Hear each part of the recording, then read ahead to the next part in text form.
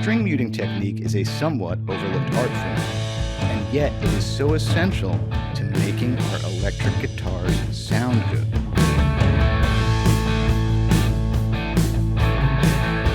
Today we're going to look at 3 exercises and 3 musical examples, basically book smarts, street smarts. I'm Eric Haugen.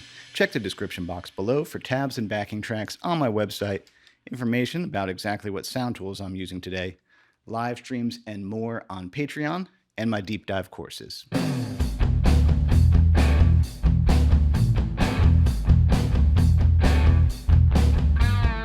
We probably know palm muting, but let's just review. Right where the strings start, this part of the hand coming in at a 45-degree angle. Here's not muted. Muted. Which means, yeah, if we're swinging from our elbow, we're going to have a lot of trouble getting that to happen. Or if the guitar is like this, we're not going to be in the sweet spot to get that little part of that hand there. In fact, here, let's get another visual representation. All right, not palm muted.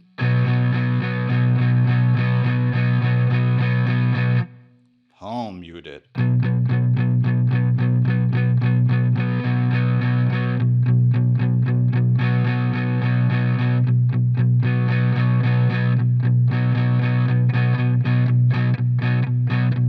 So cool. And here's a little exercise I put together, a descending, basically Stairway to Heaven thing.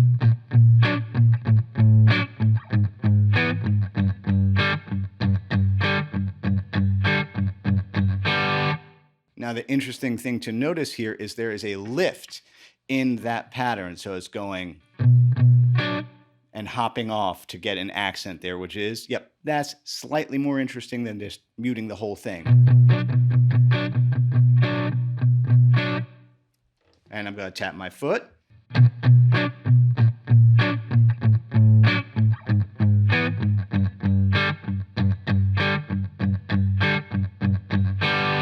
So there's an academic exercise. Now let's look at Stooges down on the street.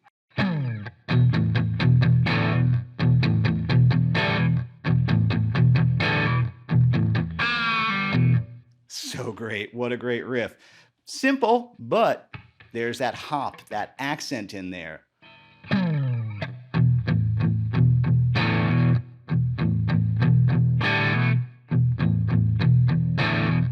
Right there on those, which is funny, you don't have to land those hammer-ons very hard. It's pretty percussive.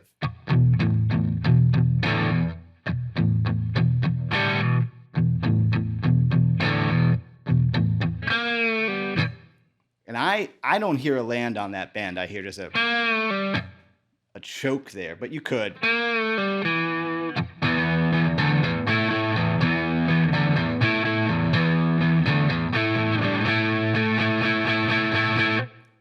Yeah, I mean, what a great record.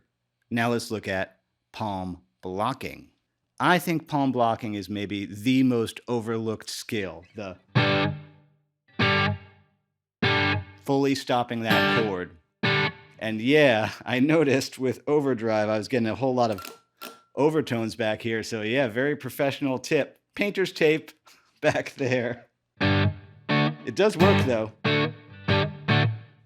But before we look at AC/DC, Malcolm Young, R.I.P., I mean, absolutely one of the all-time greats, let's look at an academic exercise to get good at. Say we're in the key of G. We got a G bar chord. Sure, we can hit the whole thing. And this is really where controlling the elbow comes into play. To successfully, in one fell swoop, catch that, we have to get comfortable with not moving this much. Let's get the up close cam again because it's just a fun angle.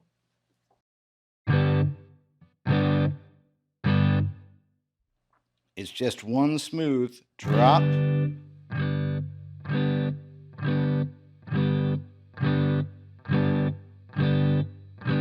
Let's go up to an A minor.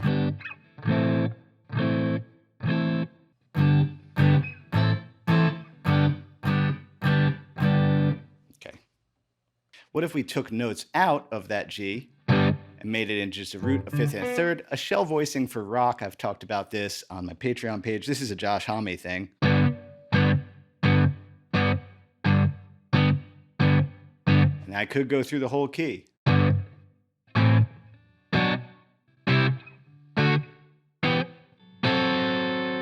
F sharp, minor 7, flat 5, and G again.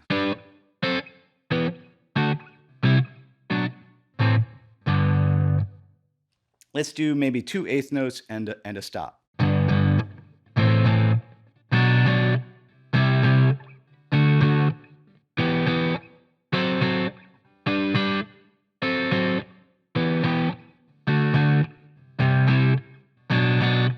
Tricky voicing. Cool though. Now let's look at Shoot to Thrill, Malcolm Young's guitar part. So great.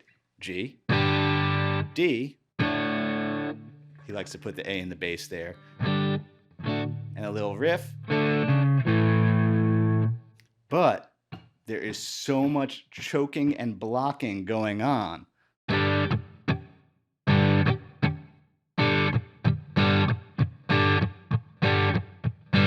It's both hands.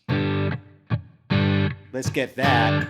I should point out this is the Bo Diddley 3-3-2. 1, 2, 3, 1, 2, 3, 1, 2, 3, 1, 2, 3. Slower.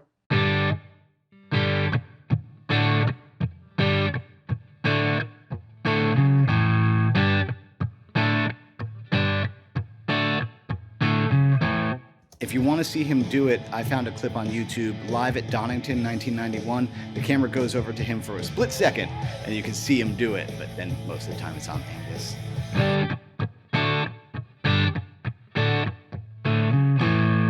That's tricky. That's I love, you know me, I love stuff like that. You don't think it's hard to do, but it is. Now, the left-hand stuff tends to just happen without thinking about it, but let's talk about the 2 things that I noticed. One is only squeezing the chord for however long you want it to happen,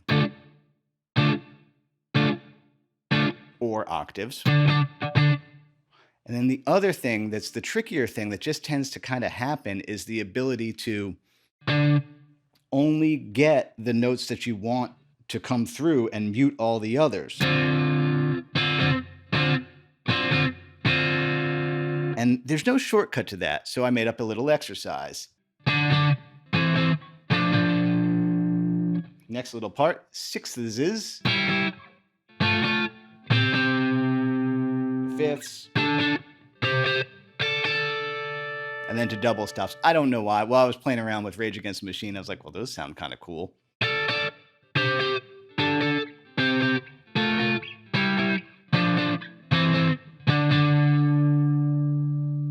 There was no muting on this end. It was all this end. Let's get again,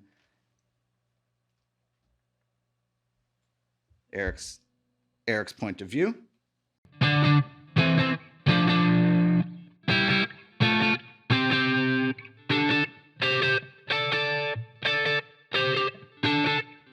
Does that help? I don't know.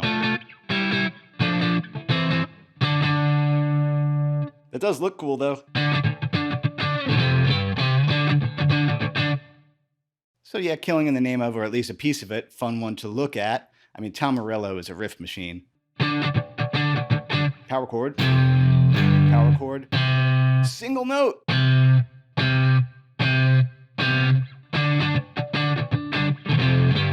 Now just for grins, because I was messing around with this, I was like, what happens if I take a solo on this and I don't have a whammy pedal?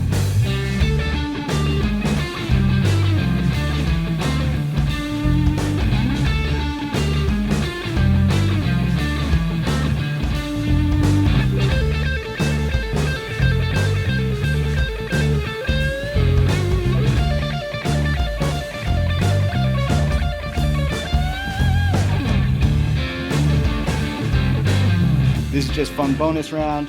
So yeah, this is not what he played. This is what I did.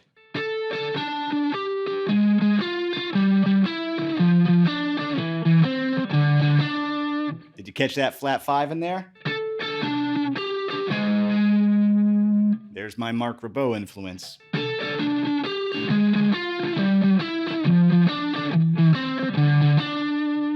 Twice.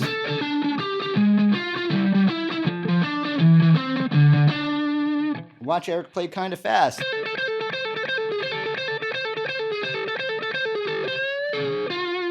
Hendrix thing. You go up, and then just a little higher.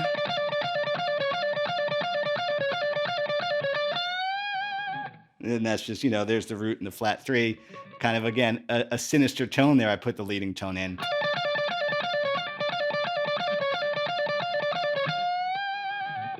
But yeah, that's a cheat, because I think he's just using the pedal going. And I think, but I don't have the pedal, so yeah.